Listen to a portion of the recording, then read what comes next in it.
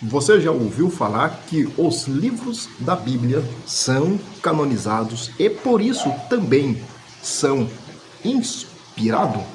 Mas você sabe quem foi o primeiro personagem histórico a ter a ideia de separar alguns livros e listá-los como canonizados?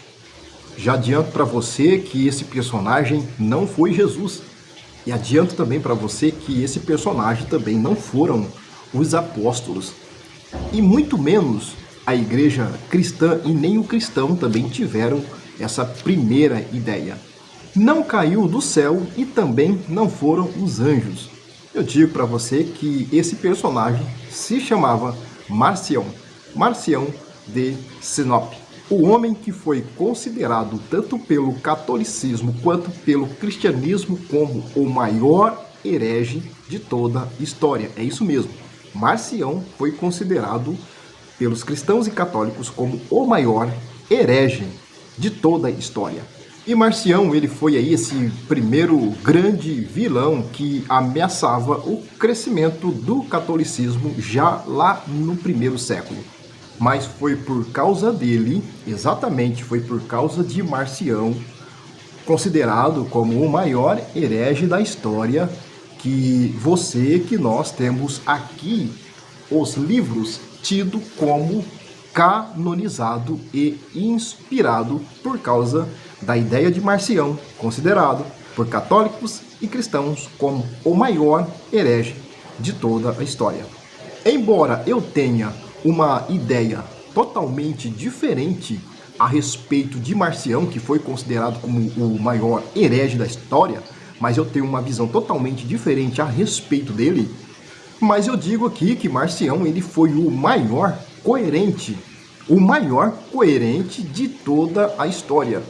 Porque quando Marcião ele estudou o Antigo Testamento e o Novo Testamento, ele entendeu, dentro da sua teologia, da sua forma de ver, a diferença que existia entre esses dois testamentos. E eu posso considerar Marcião como o maior coerente da história. E daqui a pouco eu vou falar o porquê que Marcião não foi o maior herege, mas sim foi o maior coerente de toda a história. E daqui a pouco nós voltamos falando desse assunto.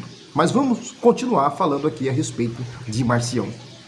E de forma que bem resumida, quem era de fato o Marcião de Sinop?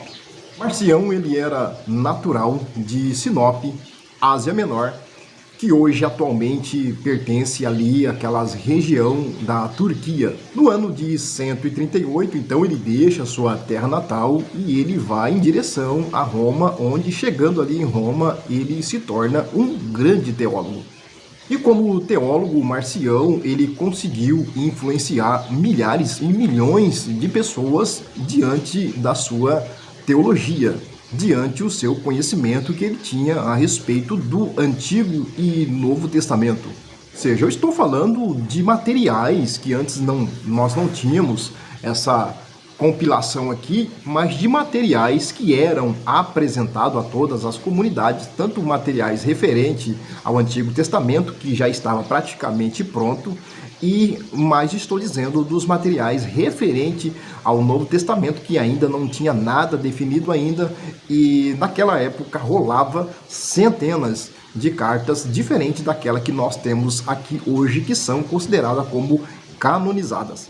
E circulava naquela época pergaminhos e papiros de todas as naturezas que você possa imaginar referente à vida de Jesus e dos apóstolos, como por exemplo o Evangelho de Maria Madalena, o Evangelho de Pedro, o Apocalipse de Pedro, ou seja, com centenas de citações e pedaços de texto que iam sendo encontrados, em algumas comunidades também esses materiais iam sendo lidos, mas ainda não existia uma forma que estava como norma canonizado como essa que nós temos aqui hoje.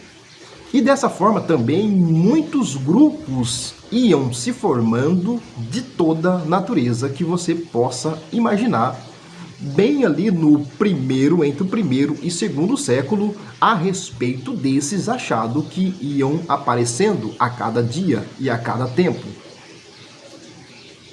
No caso do judaísmo, já existia já há muito tempo, mas quando nós olhamos para o gnosticismo, por exemplo, os marcionitas, por exemplo, como por exemplo, também o catolicismo, que começou a se formar realmente ali do primeiro século em diante. E eles iam se formando com base aqueles estudos que eles iam comparando e tentando entender. E esses grupos, eles iam se formando com base dentro desses materiais que ia sendo encontrado, e cada um deles tinha uma visão totalmente diferente a respeito da vida de Jesus e os apóstolos. No caso do judaísmo, já existia já há muito tempo, mas quando nós olhamos para o gnosticismo, por exemplo, os marcionitas, como por exemplo, também o catolicismo, que começou a se formar realmente ali do primeiro século em diante. E eles iam se formando com base aqueles estudos que eles iam comparando e esses grupos, eles iam se formando com base dentro desses materiais que ia sendo encontrado, e cada um deles tinha uma visão totalmente diferente a respeito da vida de Jesus e os apóstolos. Então eles pegavam e formavam os seus grupos e formavam também as suas comunidades. E cada um desses grupos com visões totalmente diferentes um dos outros a respeito da vida, dos materiais que eram encontrados a respeito da vida de Jesus e os apóstolos, não diferente dos dias de hoje, né? Que nós vemos hoje também um grande número de religiões, e cada um acredita de uma forma que totalmente é oposta à de outras religiões também, que tem o mesmo livro como norma de fé. Naquela época também, no primeiro século, acontecia também essas mesmas coisas, onde que grupos iam se formando, cada um tecendo a sua própria teologia, e ela sendo também distinta e diferente da outra, mas eles iam crescendo de uma forma até descontrolada, assim como nós vemos também nos dias de hoje. Ou seja, estamos vivendo no ano 2021 e nada diferente ali do pessoal do primeiro século a respeito de religião, divindades, com opiniões totalmente diferentes e opostas uma da outra. Então, quando Marcião ele começou a estudar os livros do Antigo Testamento, porque já eram livros que já eram fechados, já conjunto de livro fechado, e ele começou a comparar com os materiais que ia sendo encontrado e apresentado dentro da comunidade cristã a respeito de Jesus e os apóstolos, ele percebeu uma grande diferença entre os materiais do Antigo Testamento e os materiais do Novo Testamento. Marcião então começou a considerar o Deus do Antigo Testamento totalmente diferente do Deus do Novo Testamento. Tanto é que Marcião ele diz que o Deus do Antigo Testamento não era o mesmo Deus do Novo Testamento por várias razões. Ao estudar então o Antigo Testamento, observar que o Deus que havia criado o mundo e também havia separado ali um povo, em especial como os judeus, para serem seu povo preferido, esse Deus havia estabelecido ali então leis totalmente severas. Não apenas leis severas, mas um Deus totalmente vingativo, um Deus rancoroso, um Deus cheio de cólera, um Deus cheio de ira, um Deus que não levava desaforo para casa, um Deus também ciumento, né? Quando você olha para o Antigo Testamento, né? De repente, se você é um religioso e nunca leu o Antigo Testamento, eu sugiro que você leia sem o óculos da sua religião e você perceba como que era o tratamento de Deus e as regras e as leis que Deus havia feito para esse povo em especial, como elas eram realmente leis duras. E Marcião, ao ler, ele percebeu esse tipo de leis. Enquanto que os escritos referente ao Jesus e os apóstolos que iam sendo encontrados, Marcião também lia e observava, percebia que esses escritos eram de um Deus totalmente diferente daquele do Antigo Testamento. Era como que se o Deus do Novo Testamento, ali os Deus de Jesus e dos apóstolos, era um Deus que queria livrar o povo exatamente desse Deus do Antigo Testamento. Agora, mais historicamente, eu estou dizendo historicamente, quando você pega os 39 livros referentes ao Antigo Testamento e tenta comparar com os 27 livros a respeito do Novo Testamento, Historicamente, você vai perceber que os dois testamentos, eles não têm nada a ver um com o outro. Primeiro, que o Antigo Testamento referia exclusivamente a um povo chamado povo judeus, somente a eles, com característica totalmente diferente a os evangelhos, que foi escrito posterior ao século I, referente Jesus também e os apóstolos. Historicamente e nem teologicamente, esses dois testamentos eles não têm nada a ver um com o outro. Eu sei que a maioria dos religiosos e teólogos, eles tentam juntar e tentam pegar algumas profecias do Antigo Testamento e tentar aplicar para o Novo, dizendo que é cumprimento, mas quando a gente vai dentro da teologia neutra, nós percebemos que esses textos, eles não têm nada a ver um com o outro. Claro também que o povo que são conhecidos como dispensacionalistas, os povos que consideravam as dispensações, vão querer dizer que isso aí são eras e são dispensações diferentes que Deus quis tratar com o ser humano.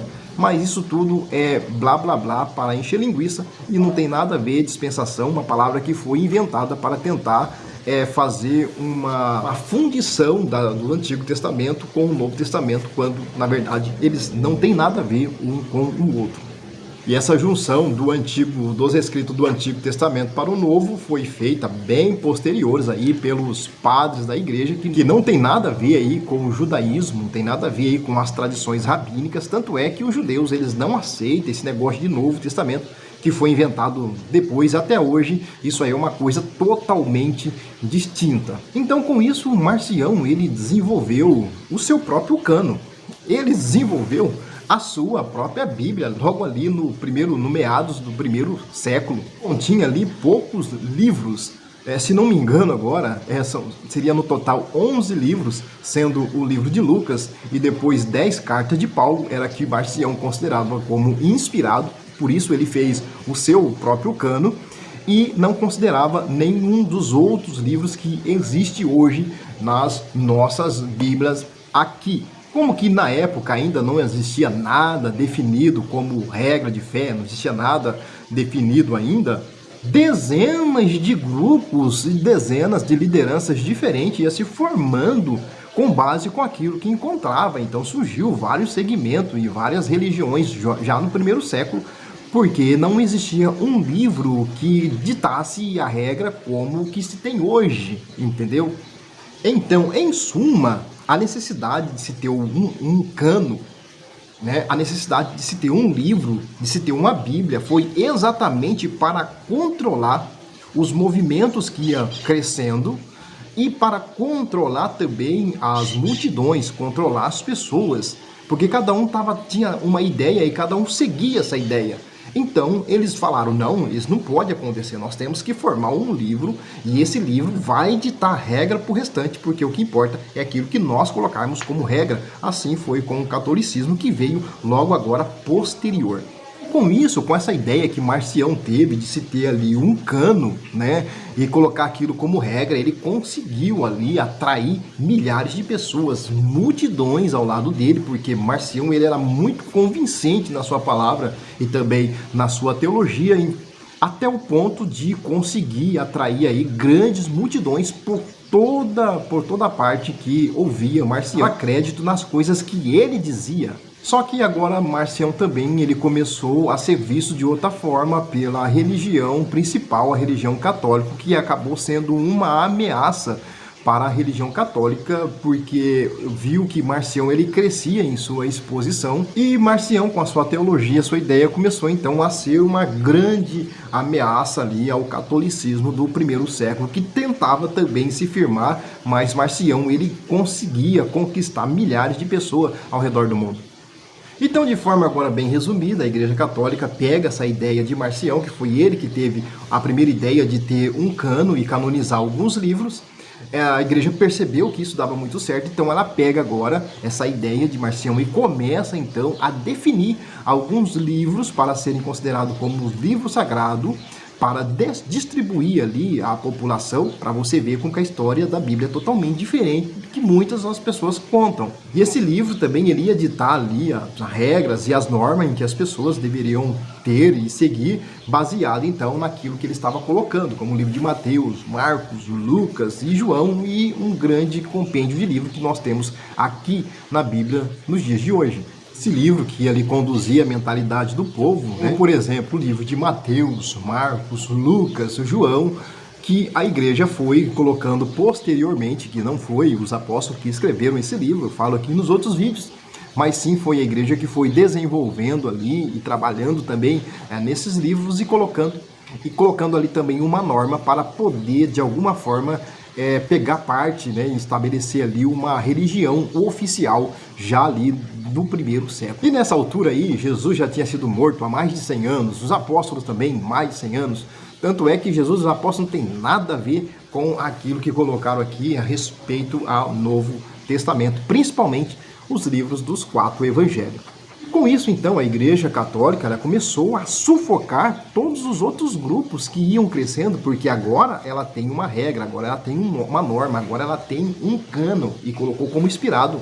E com isso ela se tornou autoridade, e com essa autoridade ela pôde ali sufocar e abafar vários outros grupos que iam crescendo, por exemplo, como os marcionitas, por exemplo, como os gnosticistas, por exemplo, eram abafados, porque agora a Igreja Católica coloca como religião oficial, e como religião oficial ela consegue ali de alguma forma, através da imposição, através da tortura, através da força, através da ameaça, isso aí durou mais de 1 milênio, que ela vem para tentar convencer a maioria das multidões que ela tinha agora uma regra de fé que as pessoas deveriam seguir, mas a ideia principal foi a ideia de Marcião de Sinop. Agora veja bem, resumindo aqui, qual desses dois movimentos que eu disse aqui, os marcionitas e também do catolicismo, que foi o mais herege da história? Marcião, ele era um homem rico, ele doava milhares em dinheiro para a igreja do primeiro século. Ele não aceitava nem o rigor da lei e nem as punições praticadas pelo Deus do Antigo Testamento, pois ele acreditava que Deus era amor e era bem mais representado pelo Deus do Novo Testamento ali e os apóstolos do que esse Deus do Antigo Testamento. E com isso ele foi considerado, tanto pelos católicos como os cristãos, o maior herege da história. Só que agora, em contrapartida, quem foi então o catolicismo? E vamos falar um pouquinho dele aqui. O catolicismo expurga Marcião entre os patrícios ali, e ele, por mais de 1 milênio, estabelece regras, eles estabelecem regras duras e leis duras e punições sem piedade que vitimaram milhares de pessoas durante esse milênio, tanto homens, mulheres e crianças, o ser humano em si, através da sua ditadura, através das suas leis, através das suas regras, historicamente falando, estou dizendo que não tem nada a ver com a instituição dos dias de hoje, mas estou dizendo da instituição antiga, da instituição do primeiro século, não é de hoje, né? Não é de hoje, não podemos confundir aí. Enquanto que Marcião, na verdade, no seu estudo, ele dizia que o Deus do Antigo Testamento não era o mesmo Deus do Novo Testamento, porque as regras e a lei desse Deus não tinha nada a ver com a do Novo Testamento, e só por isso ele foi considerado como herege. Só que agora agora vamos pegar aqui a história e comparar quem de fato desses dois movimentos foi o mais herege. Um dizia que não aceitava leis duras e severas e foi expurgado e foi tirado ali dentre os clero. E outra instituição que por mais de 1 milênio causou tanta dor e sofrimento com punições totalmente rigorosas, ela considera agora Marcião como sendo o grande herege. Mas na verdade, para mim, como um único que eu já vi pensando dessa forma, Marcião, ele foi o maior coerente da história, porque ele compreendeu exatamente aquilo que tinha lido.